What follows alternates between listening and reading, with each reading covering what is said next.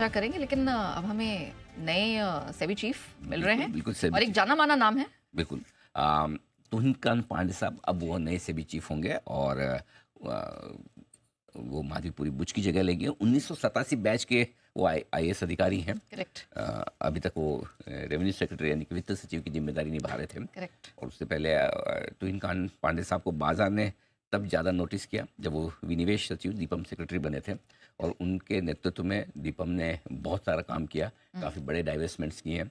तो उस लिहाज से देखा जाए तो उनकी बाजार पर गहरी पकड़ है, क्योंकि दीपम सेक्रेटरी होने के नाते उन्हें सरकारी कंपनी के शेयर बाजार में बेचने, तो बाजार के मूल माहौल, मर्चेंट बैंकर से बातचीत करना, रोड शोज करना, बाजार की पल्स को पकड़ना, जानना समझना, ये बहुत ज़रूरी होता है। तभी आप अच्छे से डाइवेस्टमेंट कर पाते हैं। तो वो उनका अनुभव डेफिनेटली काम आएगा।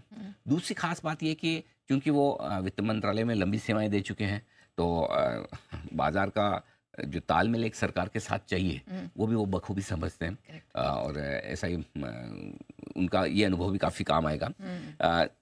जहाँ तक उनके अनुभव का सवाल है, पढ़ाई का सवाल है, देश विदेश दोनों जगह उन्होंने पढ़ाई की, इकोनॉमिक्स की पढ़ाई की है, मैनेजमेंट की पढ़ाई की, तो बड़े दोनों ही विषयों से बड़े वो वाकिफ़ हैं।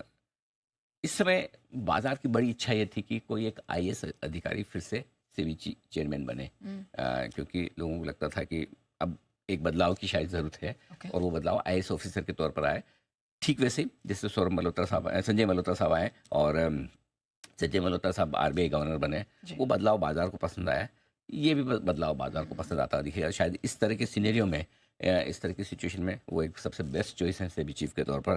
तो मुझे लगता है कि आरबीआई गवर्नर के बाद अब नए सेबी चीफ भी बाजार पसंद करेगा। और जिस तरह का काम आरबीआई गवर्नर साहब ने आते ही तेज़ी से किया है, मैं उम्मीद करता हूँ कि तुहिनकांत पांडे साहब भी उसी तरह से बहुत बढ़िया काम करेंगे। हमारी तरफ से बहुत बहुत उनको बधाई भी और शुभकामनाएं भी। नए सेबी चेयरपर्सन के तौर से, चेयरमैन के तौर पर उनकी इनिंग बड़ी सक्सेसफुल हो और बाजार को मजबूत करने की वाली हो और निवेशकों को। भारतीय बाज़ारों में इस समय पे जिस प्रकार का मूड माहौल है वो तो आपको दिखता ही है कि किस प्रकार के हालात भारतीय बाज़ारों में भी बने हुए हैं। फ़िलहाल तो भारतीय बाज़ारों की स्थिति बिल्कुल भी सही नहीं है, क्योंकि जिस प्रकार के हालात अभी भारतीय बाज़ारों में बने हुए हैं उससे साफ अंदेशा लगा सकते हैं कि एफआईआईज़ की अभी तक बिकवाली आती हुई नज़र नहीं आ रही है। और आगे भी यदि हाल ऐसा ही रहा और एफआईआईज़ की खरीदारी नहीं आई तो भारतीय बाज़ारों में और ज़्यादा गिरावट का मूड माहौल दिखाई देगा, जिससे भारतीय बाज़ारों को खासा नुकसान उठाना पड़ सकता है। जैसा कि हम देख भी रहे हैं कि पिछले अक्टूबर के महीने से 3 लाख करोड़ से बाहर की सेलिंग भारतीय बाज़ारों में हो चुकी है। और यदि ऐसी ही सेलिंग आगे भी रहती है तो दिक्कतें भारतीय बाज़ारों के लिए बढ़ती हुई नज़र आएगी और वो दिक्कतें ही भारतीय बाज़ारों को नेगेटिविटी की तरफ लेकर जाएगी। और यदि ऐसा ही रहा तो भारतीय बाज़ार 21,500 और 21,000 तक भी आते हुए दिखाई दे तो भी कोई बड़ी बात नहीं है। तो भारतीय बाज़ारों की स्थिति तो साफ़ है। अब भारतीय बाज़ारों में यदि लेवल्स की भी बात करें तो बाज़ार 22,000 से नीचे आता है तो फिर दिक्कतें बढ़ेगी। बैंक निफ्टी 48,000 से नीचे आता है तो दिक्कतें बढ़ेगी। लेकिन यदि ये लेवल नहीं टूटते हैं, बचे रहते हैं, तो वो एक रिवर्सल का काफ़ी अच्छा संकेत होगा। भारतीय बाज़ारों में रिवर्सल के लिए यदि बाज़ार रहेगा तो भारतीय बाज़ारों में कुछ समय के लिए कंसोलिडेशन रहेगी, उसके बाद एक मौका देगा, फिर से करेक्शन होगा और फिर जो रैली आएगी वो एक बड़ी रैली रहेगी जो भारतीय बाज़ारों के लिए काफ़ी ज़बरदस्त और अच्छे संकेत देकर जाएगी।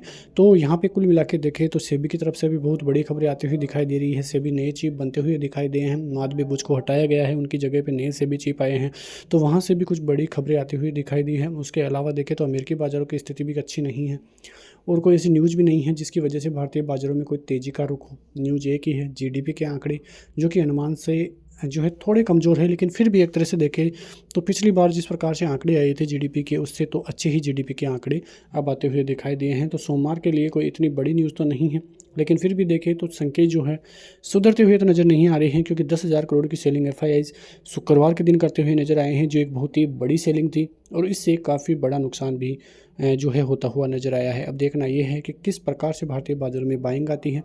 कंसोलिडेशन रहेगा कुछ समय के लिए, थोड़ा बहुत और करेक्शन देखने को मिल सकता है, लेकिन जाना बाज़ार को ऊपर ही है।